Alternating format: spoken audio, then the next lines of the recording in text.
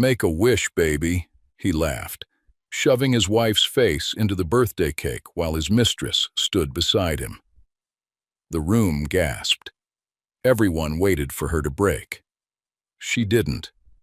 She straightened her dress, glanced at the phone still glowing on the table, and whispered something that made his smile disappear.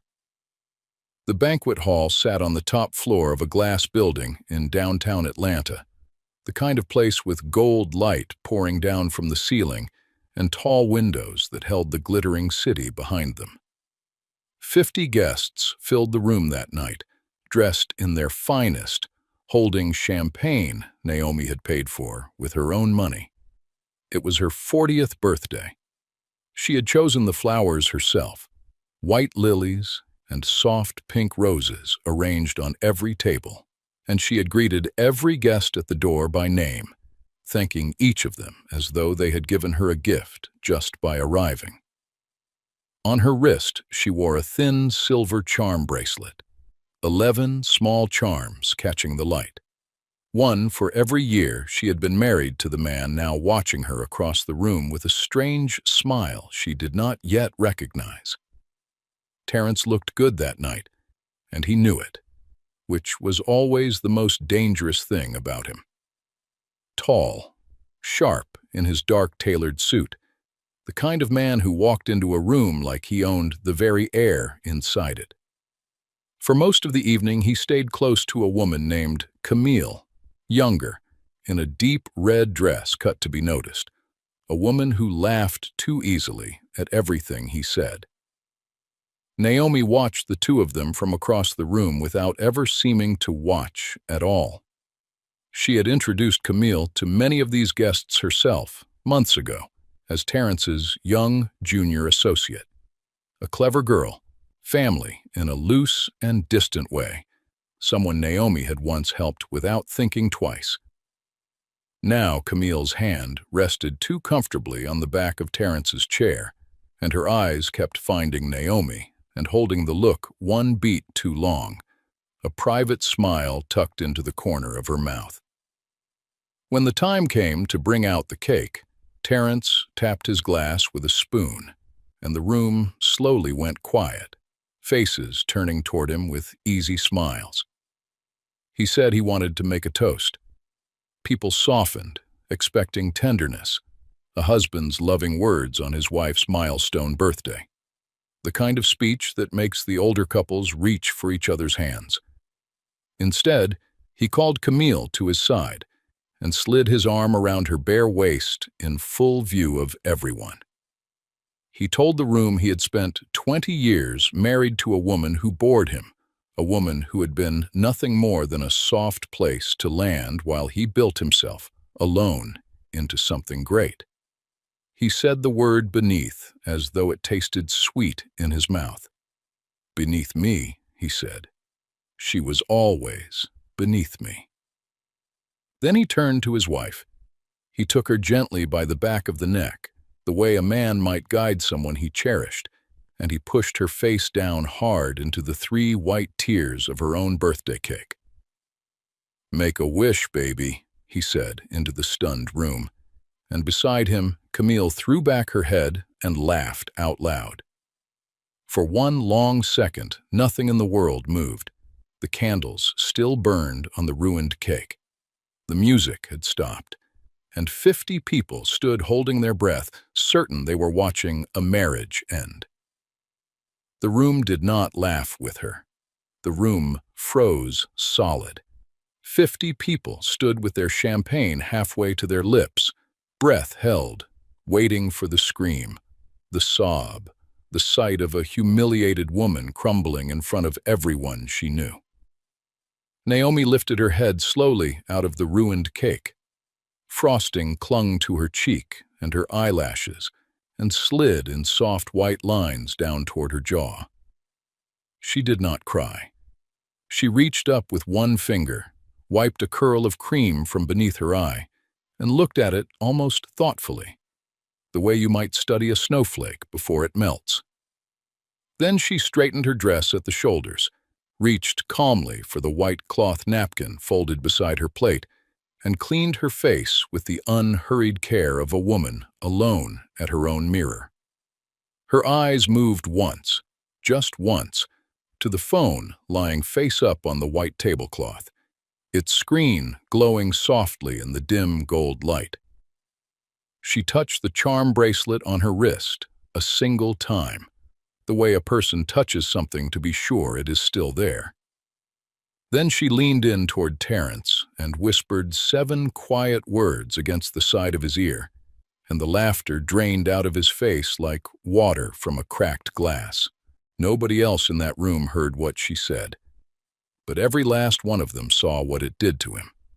They saw the great and confident Terence go pale and still, saw his eyes drop to the glowing phone and snap back to her calm face, searching it for something he could not find. Naomi only smiled, a small and patient and almost kind smile, and turned away to greet an elderly guest near the window, as though nothing had happened, as though the cake on her face were already forgotten. That was the exact moment the entire night turned over on its axis, though not one person in that room understood it yet, least of all the man it would bury. To understand why she was so calm, why she had touched that bracelet like a soldier touches the weapon at his side before the order comes, you have to go all the way back. Back to a time when Terence was nobody at all, and Naomi was the only person who believed he could ever become something more. They met when they were both young and broke and tired, working opposite shifts at a small restaurant on the south side of the city. Terence had enormous dreams and empty pockets, and a way of talking about the future that made you forget how little he held in the present. Naomi was the steady one, the one who saved, the one who could balance the books in her head while carrying 4 plates without spilling a drop. When Terence finally wanted to start his own contracting business, it was Naomi who quietly emptied her savings account, every dollar she had scraped together since she was 16, and put it into his hands without a contract, without a condition, only a kiss on his cheek and 3 soft words. Go build something. That was how their marriage truly began. Her belief and his ambition, sealed with a charm bracelet he bought her with his very first real paycheck, a single silver charm shaped like a tiny house, because he had promised her one day they would have a real one with a yard and a door that locked. And they did get it, all of it. The business grew the way a fire grows when you feed it everything. One truck became 3, then 10, a whole yard of them with his name on the doors. The cramped apartment became a real house with a green yard and a porch, and every single year on their anniversary, Terence added 1 new charm to the bracelet on her wrist, a private ritual that became the truest thing between them. A silver car, the year they finally bought a good one. A silver heart, the year the business nearly collapsed, and they held each other in the dark and made it through. For a long stretch of years, it was good, the kind of good that makes a woman feel safe enough to stop counting her own money, to fold herself into someone else's life, and trust completely that the folding will be honored. So Naomi handed Terence the books to manage. She gave him the accounts, the passwords, the signing power. She gave him her trust the way you give someone your turned back in a dark room, believing they will never let you fall. The first real change was so small that she almost missed it entirely.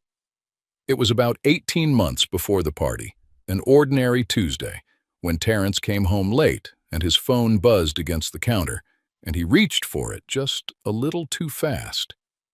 He turned the screen away in one smooth motion that had clearly been practiced.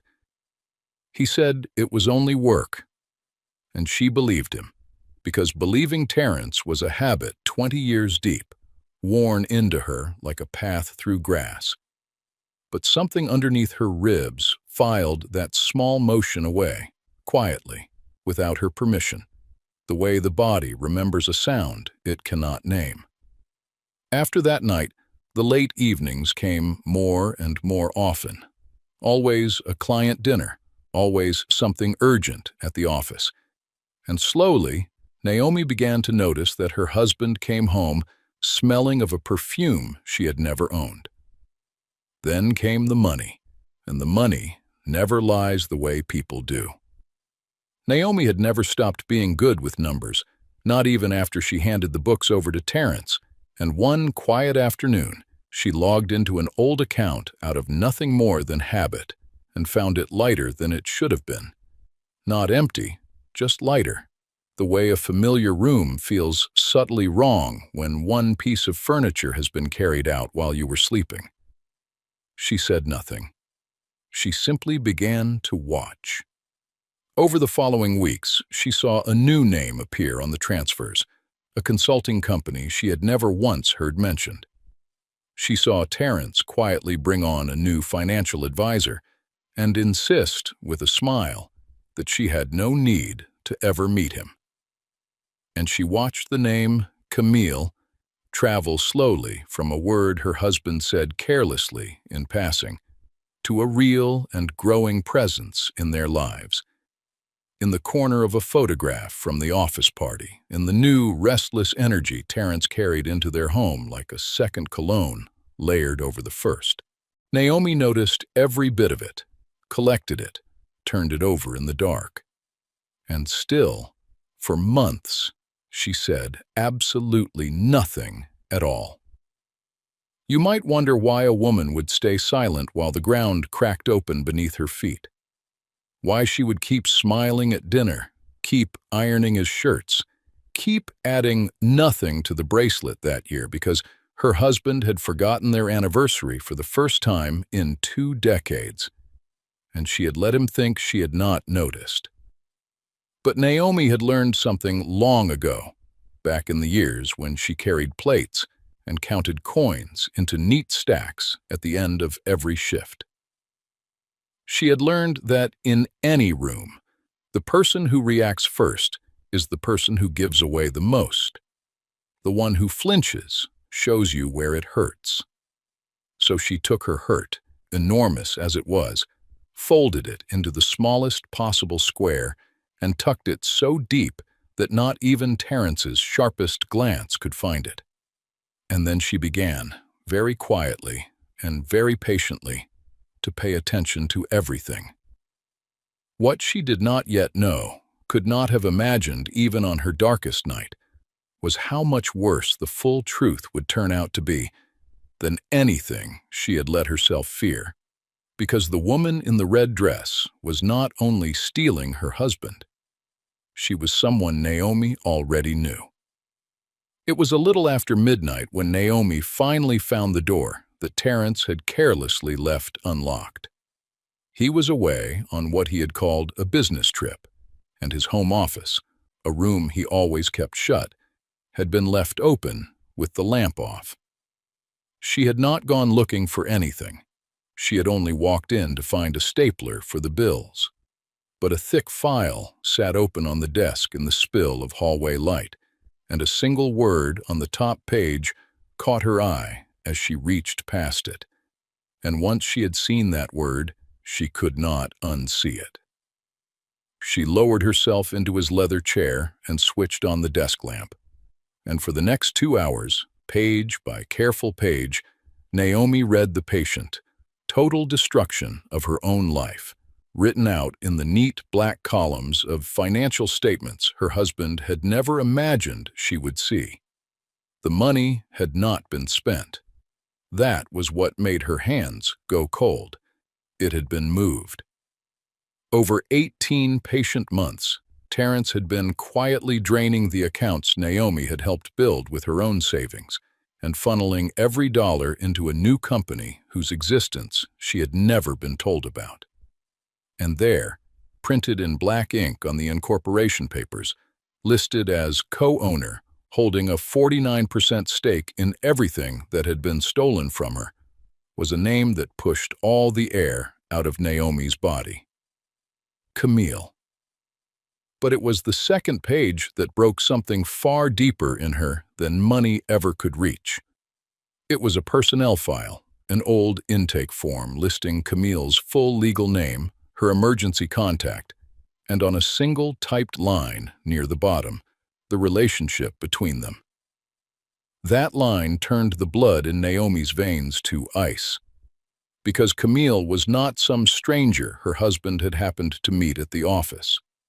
Camille was Naomi's own younger cousin, the girl she had personally paid to put through nursing school 9 years before.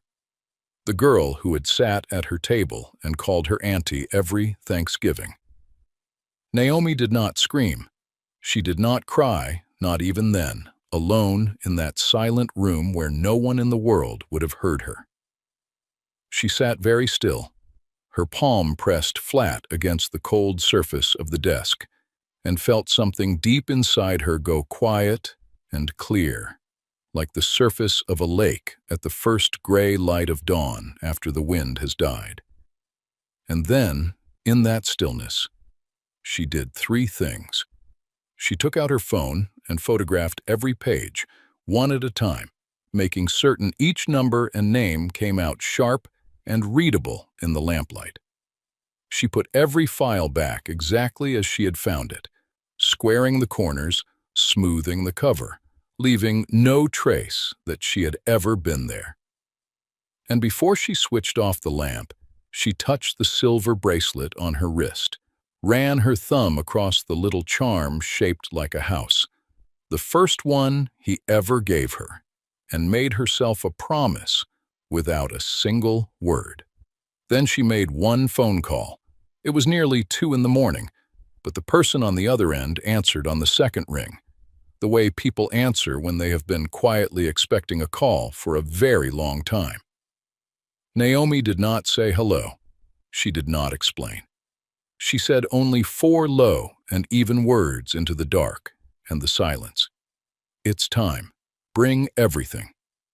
Then she ended the call, set the phone face down, and sat in the dark a while longer, breathing slow, letting the plan that had been forming for weeks finally settle and harden into something solid she could hold. Who she had called in the middle of that night, and exactly what she had asked them to bring. Not even Terence, with all his cleverness, would learn until it was far too late to save himself. In the long weeks that followed that night, Naomi quietly became 2 different women living inside one calm body. There was the woman Terence saw across the breakfast table, the quiet wife who made his coffee just the way he liked it, asked no difficult questions, and seemed, if anything, smaller and more eager to please than before. And then there was the other woman, the real one, the one who moved through the city on the long days when he was gone. That woman sat in a downtown office across from a forensic accountant in shirt sleeves, sliding photograph after photograph toward him and watching his eyebrows climb.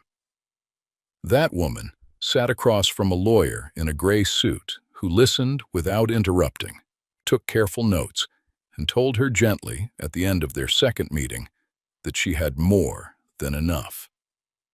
That second woman was building something, brick by silent brick, and her husband, drunk on his own cleverness, never suspected that the foundation of his ruin was being poured right beneath his feet. The accountant confirmed everything Naomi already knew, and then told her something that made it all far larger and more dangerous than she had imagined. The new company was not merely built on stolen marital money. It had begun taking on outside investors, serious men with deep pockets and good names, several of whom Naomi knew socially and had served dinner to in her own home. These men were being shown polished books that lied about where the company's capital had come from. So it was not simply betrayal anymore, the private kind that lives behind bedroom doors.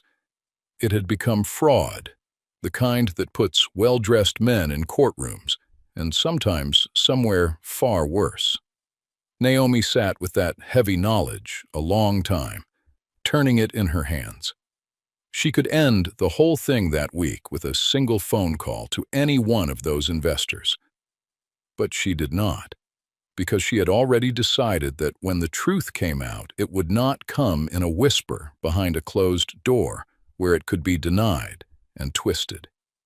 It would come all at once, in a bright room full of every person whose opinion Terence valued more than he had ever valued her love, and she already knew the exact room. So Naomi planned a party. Her own 40th birthday, she told Terence one evening, resting her chin on her hand. And she wanted it to be special. Wanted all their friends there, all his business associates, his proud mother, the investors he was always trying to impress, every person who mattered to him. And Terence thought it was perfect. He thought it made him look like a devoted husband, throwing his dull wife a lavish party while he carried on his secret life right beneath her unsuspecting nose. He encouraged it warmly, handing her his credit card, telling her to spare no expense to make it a night people would remember. He had no idea he was personally paying for the stage upon which he would be undone. Naomi chose the venue with care. She chose the guest list the way a general chooses ground for a battle. And she made one small request to the events manager, quietly near the end of their final meeting, about the large display screen mounted on the wall behind the head table. Camille grew bolder and brighter as the night of the party drew closer, mistaking Naomi's silence for blindness and her calm for weakness. She began showing up uninvited to help with the planning, sliding into Naomi's living room with her loud laugh and her borrowed confidence, offering opinions on the flowers and the seating chart as though she had a natural right to be there. Once, while Naomi sat addressing the last envelopes by hand, Camille leaned in close over her shoulder, close enough that Naomi could smell the perfume that had haunted her husband's collars for a year and a half, and said, in a sweet voice dripping with false sympathy, "You're being so brave about all this, Auntie." She let that word hang in the air, testing it, savoring it, her eyes dropping to Naomi's steady hand on the pen, watching for the smallest tremble. Naomi simply set down her pen, looked up unhurried, and smiled back at the younger woman, warm and unbothered. "Family is everything to me," she said gently. And Camille, for one long second, did not know what to do with that. The unseen audience watching Naomi's life unfold could feel what she was building. But Terence could not feel any of it. He grew more careless by the day, texting Camille openly now, leaving his phone face up and unlocked, so certain his wife was too soft and too foolish to ever pose him the slightest threat. He even began speaking to Naomi with an uglier edge, small daily cruelties dressed up as jokes, calling her slow in front of guests, calling her simple, asking with a smirk whether she had understood the news. And the friends in the room would laugh nervously and look away. Every one of those insults was a stone Terence was stacking, with his own hands, onto a high wall he did not know was leaning over him. And every time, Naomi only smiled and let it pass, because she understood one thing her husband, for all his sharpness, never would. A man who believes he has already won the game stops watching the door, and the door, by then, stood very nearly open. The night of the party arrived warm and clear, a soft spring evening with a sky going pink over the city. The banquet hall filled with golden light and rising laughter and the clink of good glasses, and Naomi moved through the middle of it, transformed. She was radiant, gracious, unhurried, at ease, greeting each investor by his first name and asking after his wife and children, laughing softly at the older men's tired jokes, glowing with a settled calm that drew every eye in the room without her seeming to ask for it. Terence noticed it before anyone else did. He watched his wife across the crowded floor and felt something cold and nameless crawl up the back of his neck. She was not nervous tonight. She was not clinging to his arm, not hunting for his approval, not shrinking under his glances the way she had for so many long months. She looked, he thought, with a sudden and unfamiliar flicker of true unease, exactly like a woman who was precisely where she had always meant to be. Camille noticed the change too, and it frightened her in a way she could not name. She caught Naomi watching her from across the bright room, and instead of the wounded, defeated look she had grown so fond of, she found Naomi simply smiling at her, soft and certain, the way a person smiles at someone who does not yet know they have already lost everything. It unsettled Camille so badly that she gripped Terence's forearm too tightly, her nails pressing white half-moons into his sleeve. Meanwhile, near the back of the hall, unnoticed in the swirl of the party, Naomi paused beside the events manager and spoke a few quiet words. She asked, with the lightest touch, whether everything was ready for the toast. The screen, the connection, all of it. The manager smiled and nodded that, yes, it was all set. Naomi thanked her, touched the charm bracelet on her wrist one final time, 11 charms cool against her skin, and turned back toward the center of the room where her husband was about to give the most expensive speech of his life. The whole energy of the room had shifted by then, and the older guests could feel it without being able to explain it. Conversations dropped quieter whenever Naomi passed. People found their eyes drawn to her again and again, without quite knowing why. And Terence, sensing the floor of his evening beginning to tilt, did the only thing a man like him knew how to do when control began to slip. He decided to seize it back, loudly and cruelly, in front of everyone. He had been drinking all evening. His easy confidence had curdled into something mean. He pulled Camille close, tapped his spoon 3 times against his glass for silence, and stepped directly into the patient trap his wife had spent 18 months and a great deal of his own stolen money building for him, smiling the whole way down, certain to the final second that he was in total command of the room. And so the night came full circle, back to where this story began. The toast that was never going to be a toast. The cruel, practiced words about the woman who had bored him, the woman who had always been so far beneath him. Camille's manicured hand resting on the back of his chair, and her sharp laughter ringing out bright across the silent room. His palm closing on the back of Naomi's neck, and the cake, and "Make a wish, baby," and the single, sharp gasp that swept the whole hall like a cold wind through an open window. Only now, after everything, you know what every soul in that room did not. You know the phone glowing on the white tablecloth had not been forgotten. You know the woman calmly wiping frosting from her face was not broken, not even close.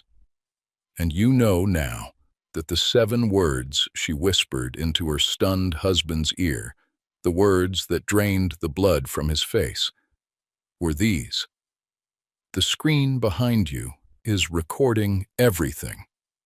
Naomi straightened to her full height. She set the napkin down gently beside her ruined plate. And in the frozen silence of that golden room, with 50 pairs of eyes locked on her, she walked, calm and unhurried, to the front of the hall, to where the large display screen waited dark on the wall behind the head table. She picked up a small black remote from the table. She did not raise her voice in the slightest. She did not let her face show anger. She simply turned to face the 50 stunned guests who had come to celebrate her birthday and said, gently and clearly so every person heard her. "Since my husband was so eager to make a toast tonight, please allow me to return the favor." Then she pressed the button, and the great screen flickered to life, and the phone on the table that everyone had thought forgotten threw its image up onto the wall, 10 feet tall, for the entire room to read. What appeared first were the messages, text after text between Terence and Camille, mounted 10 feet tall in cold, glowing letters above their heads, their cruel jokes about Naomi, their plans, their easy contempt laid bare in their own typed words for everyone to read in the terrible silence. And then came the recordings, and Terence's own deep voice poured out of the speakers and filled the silent hall.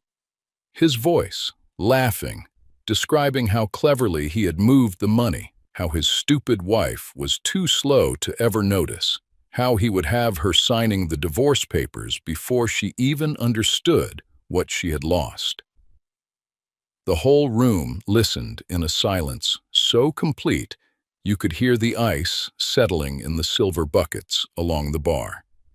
Camille's face had gone the gray of cold ash, and Terence stood rooted to the floor in the center of it all, hearing his own voice methodically destroy him in front of everyone he had ever wanted to impress, unable to move, unable to speak a word in his own defense.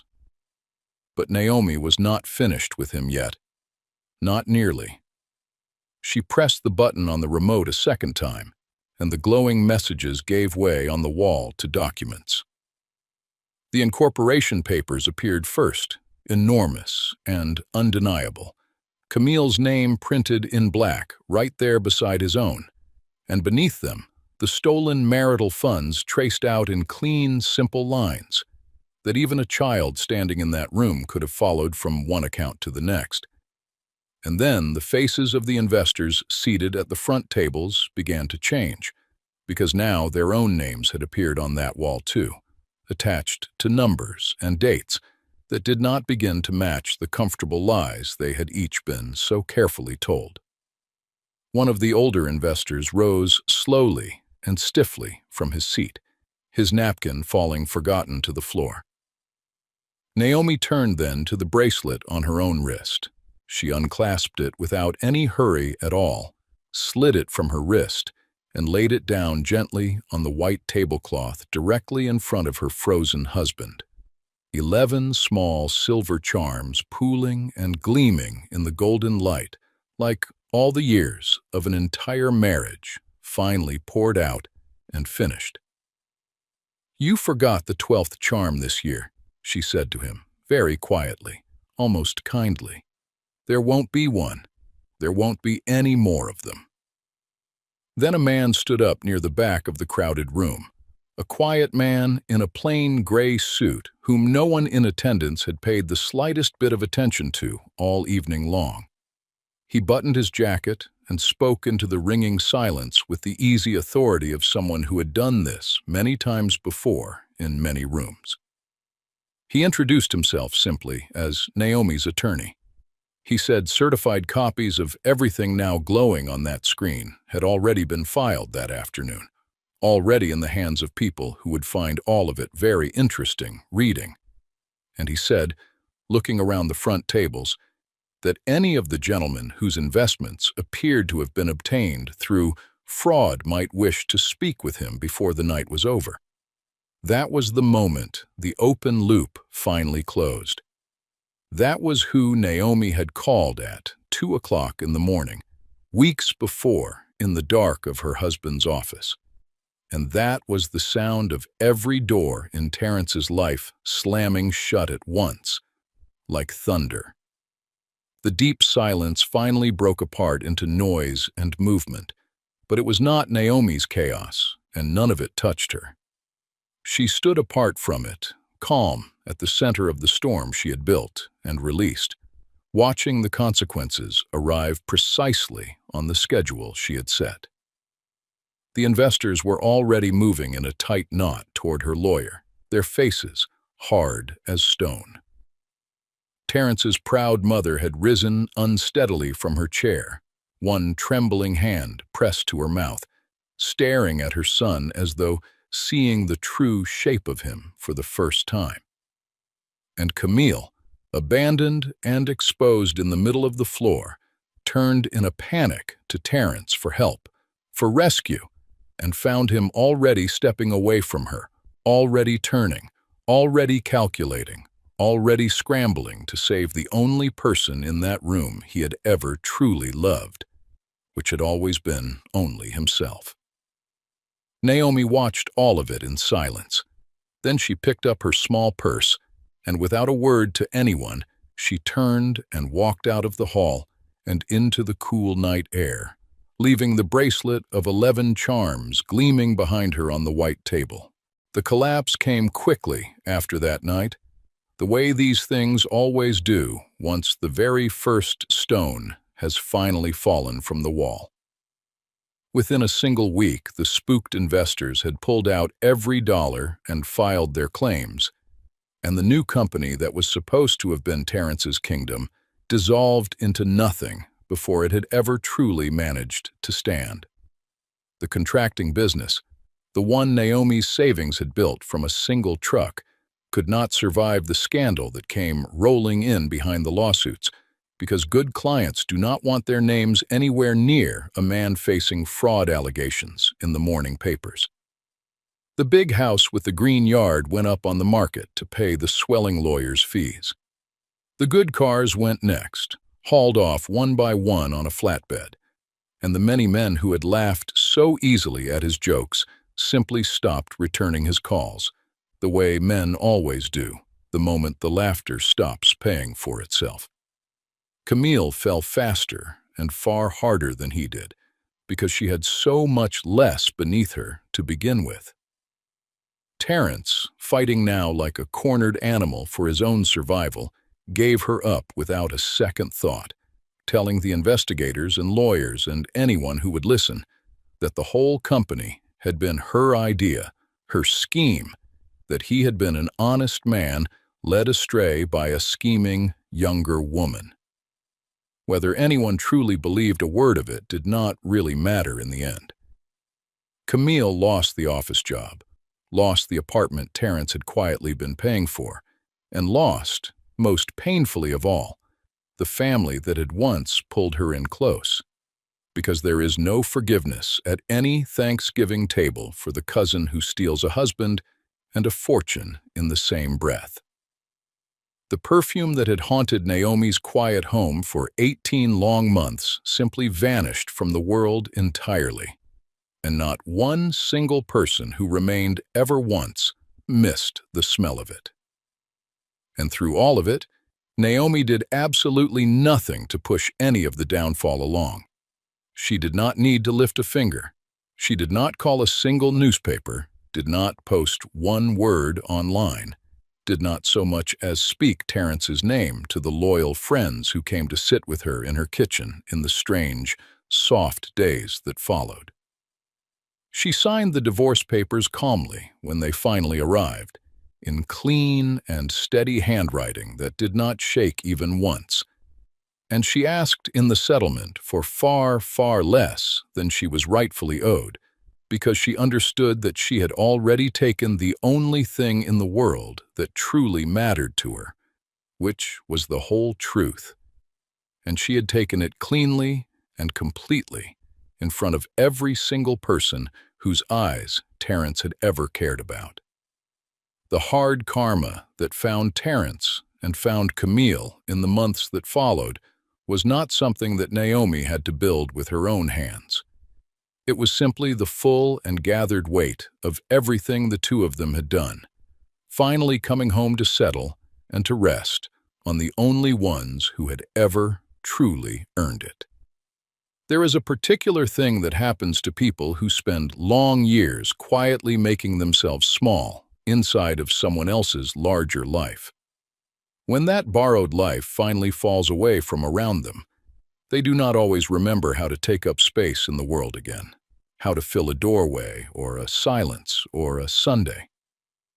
So for the first few weeks after it was all over, Naomi moved carefully and a little uncertainly through her newly quiet days, learning by inches the true size and shape of her own freedom, startled again and again by just how much open room there suddenly was all around her. She slept in the very middle of the wide bed. She bought fresh flowers for herself at the market on Saturdays and set them where the morning light would catch them. She ate her dinner slowly at whatever hour she pleased, and slowly, gently, like something thawing after a long, hard winter, the woman who had folded her entire self down into the smallest possible square for the sake of a man who had never once deserved the gift of her, began, very quietly, one fold at a time, to open back up and unfold into the world. A full year passed by the way that years tend to, quietly and almost unnoticed, and then, somehow, all at once. On a bright and clear spring morning, in a small, bright storefront on a quiet, tree-lined street far across the city from the part of town where her whole old life had burned to the ground, Naomi stood at a spinning pottery wheel with her sleeves rolled up high to her elbows and soft gray clay drying in streaks along her strong forearms. The little shop was hers, every inch of it. The hand-painted sign hanging above the front door carried a name that she alone had chosen, for no one's approval but her own. Warm morning light came slanting in through the front windows and lay across the wooden floor in long bars of pure gold.